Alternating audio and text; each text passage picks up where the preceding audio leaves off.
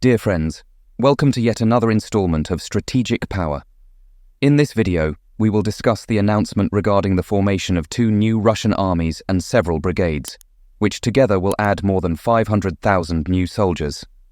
However, the question arises, where does Putin plan to recruit such a significant number of soldiers? And if you haven't subscribed to the channel yet, take the opportunity to subscribe now and turn on the notification bell to stay up to date with all the news. On March 20th, Sergei Shoigu, the Russian Defense Minister, announced during a meeting with the Russian General Staff a substantial increase in Russia's military capability. According to Shoigu's statement, by the end of 2024, Russia will establish 2 new combined arms armies, 14 full divisions, and 16 brigades. In Russia, a typical combined arms army consists of 8 to 12 brigades, encompassing logistical support units, infantry, armored, rocket, and air defense units. Since the collapse of the Soviet Union in 1991, most Russian divisions were dissolved and converted into brigades. However, since 2013, many divisions are being reactivated, resulting in the current contingent of 10 divisions in the army. Additionally, the Russian Air Force operates 4 other divisions, while the Strategic Missile Force has 12. Regarding the army specifically, Russian divisions are predominantly composed of motorized infantry, artillery, or armored units, although the composition of each may vary considerably.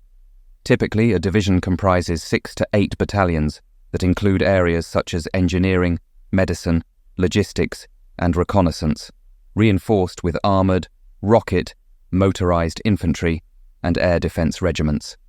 Due to the significant variation in the exact composition of each unit, it is challenging to accurately determine the number of military personnel Russia will need to fill the 2 combined arms armies, 14 divisions, and 16 brigades announced by Minister Shoigu.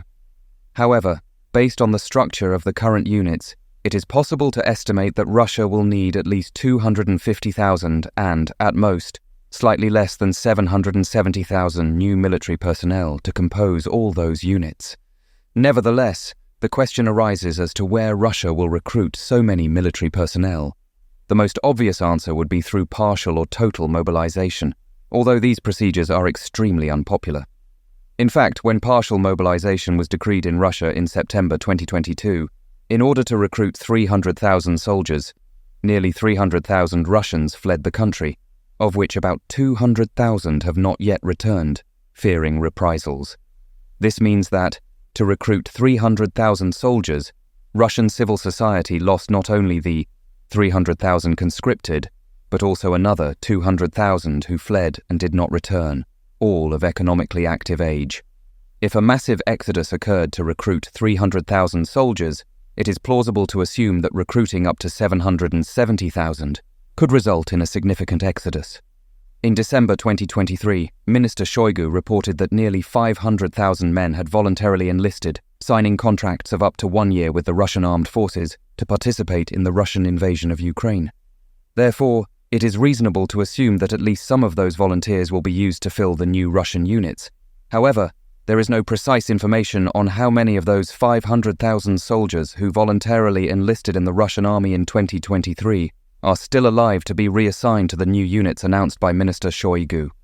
In addition to the uncertainties regarding the origin of the new Russian units, whether they will be created from scratch or will result from the reorganization of troops currently designated for other units, Minister Shoigu's pronouncement suggests that they will be entirely new units, possibly filled by recruits who are not yet part of the Russian armed forces.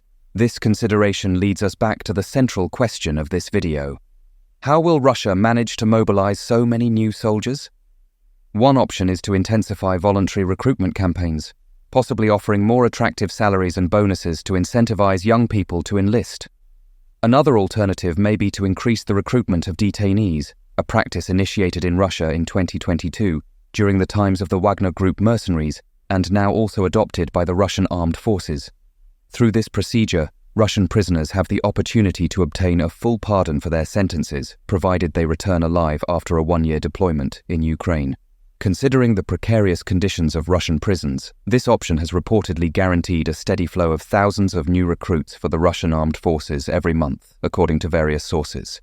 However, if these measures are not enough, Putin may have no choice but to proceed with a new mobilization. In 2023, this possibility was avoided, as it would be extremely unpopular and could affect Putin's re-election as president. Nevertheless, now, after achieving more than 87% of the votes and removing all his main opponents, consolidating his position as the supreme leader, Putin is free to implement unpopular measures, such as a possible partial mobilization, offering special salaries and bonuses as an incentive.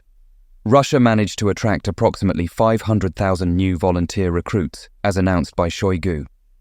However, if the goal is to reach 770,000, there is no guarantee that voluntary recruitment and the flow of Russian prisoners will be sufficient to meet this demand. Therefore, it is inevitable that Putin may be forced to move forward with a new mobilization.